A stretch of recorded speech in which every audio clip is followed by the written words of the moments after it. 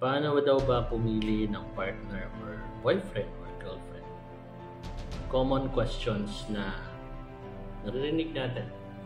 Sa TV man, sa radio, or casual conversation with our friends. Now, here's my take.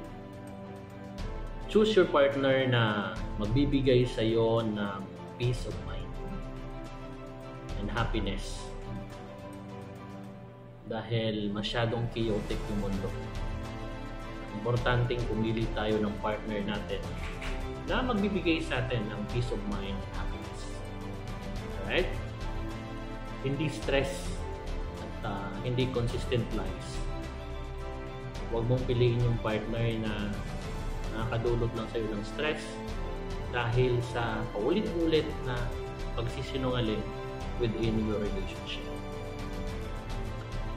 Choose a partner na hindi ka man top sa priority list niya pero binibigyan ka ng oras. Yung naghahanap ng paraan para magbigyan ka ng oras. Tsaka isa sa pinaka-basic rule,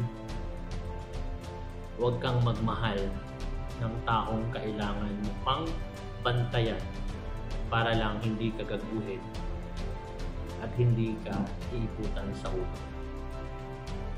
Know your worth, my friend. That's it for today. Good morning.